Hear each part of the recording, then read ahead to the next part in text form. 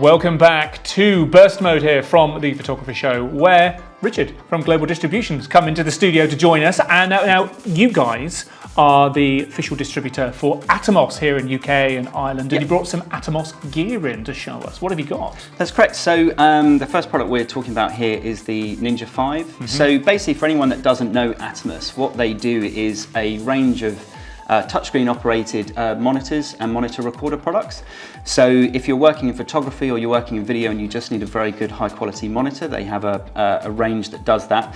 But this is their monitor recorder, so it's a combined product. So essentially it allows you to bypass all of the limitations that are imposed within your camera. So this would be your DSLR or your compact system camera.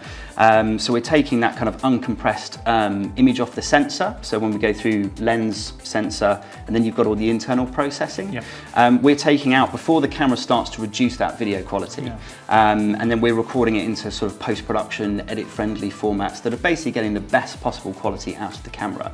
But then we're giving you all the tools that your camera doesn't have for working with video combined into this unit as well. So let's talk about some of those tools that a videographer in particular might be getting on there that, like you say, might not be built into the camera.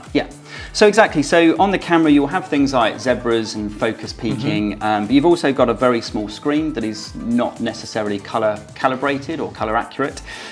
So we are a color accurate calibratable display, so we partner with people like X-Rite, so with their i1 Display Pro you can recalibrate the monitor.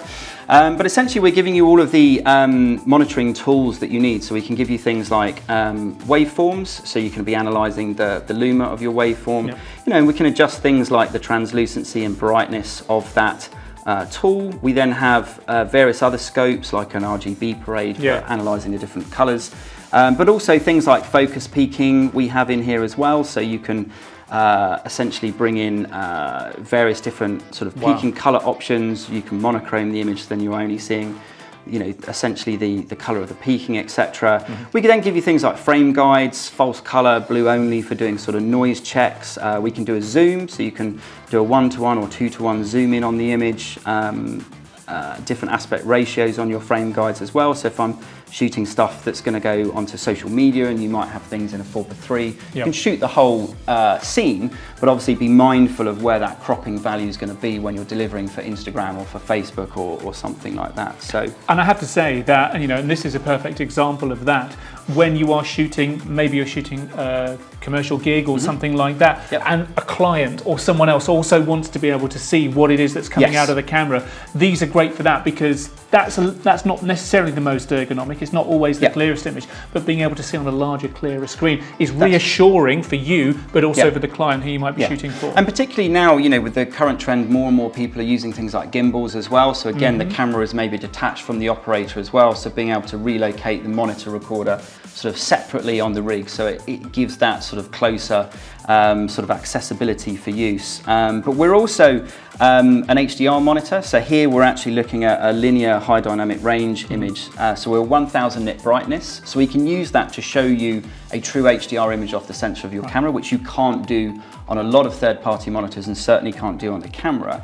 But we also allow you to view it in different formats as well. So we can put it on a stylized LUT as well. So we have the ability to you know, look at it in various different formats as well. So for photographers that are going to be matching in stills to video, etc., we can facilitate that, because you can export a lookup table in Photoshop that you might apply as your filter for your stills. So if you're shooting video alongside those stills, you know, be it for some branding or, you know, local hotel that you're photographing and shooting some video for, or even, you know, wedding photography or wedding videography, you can use this to actually see what that video is going to look like when it goes through your sort of post-production process as well. And the media that you're recording onto from your Ninja here? So we basically record to removable 2.5-inch form factor SSDs. So this is an SSD made by Angelbird, whom we also distribute for.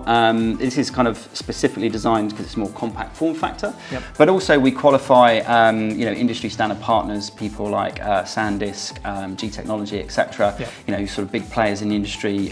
So users can basically buy their own SSDs, put them in a sort of plastic clamshell caddy that we give you with the unit. You can buy those in packs. So it's very, very affordable media and gives you a long record time, because ultimately we are recording in a much higher level format than you get inside the camera. Yeah. So for a photographer, it's much akin to when you took that jump from working with JPEGs to RAW files. Yes. You're getting that same leap in quality, because on face value, you know, a JPEG and a RAW file look very similar. Until you want to start pushing. But that's it. When you start pushing it in Photoshop, the JPEG will fall apart because there's no headroom in there. And if you're grading this in, well, DaVinci, whatever, then you're going to need that extra latitude. You're going to need that extra information. Exactly. So we record to either Apple ProRes or Avid DNX formats.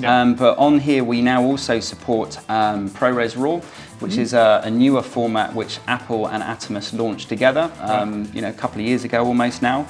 So we're actually showing this with the Nikon Z6, because Nikon worked very closely with Atomos with the Z6 and 7 to basically facilitate a RAW over HDMI feed. So rather than now just taking 10-bit or 8-bit uncompressed video out of the camera, we can actually now take linear RAW out of the camera and then record that in a RAW format. So ProRes RAW is very beneficial because it allows users to work with RAW in a much more simplistic fashion.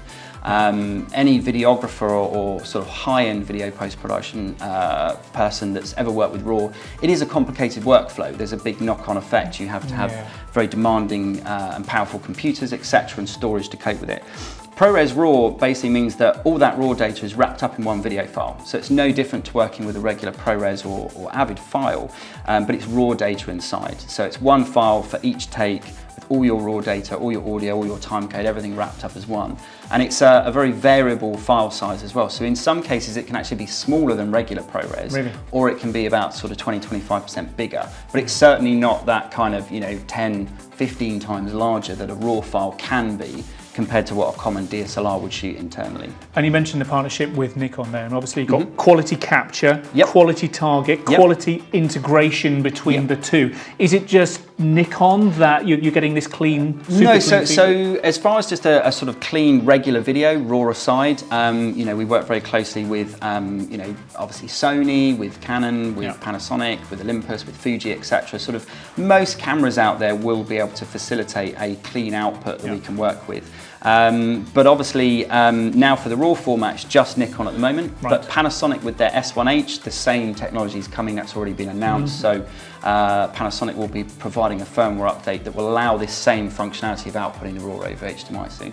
Terrific. Listen, Richard, thank you very much indeed for showing us this. At Atomos, there's a whole load more stuff, and we're going to be taking a look at some of that in some other videos as well. But for now, thank you so much for talking us through your Ninja. Always. You're welcome. Thank you.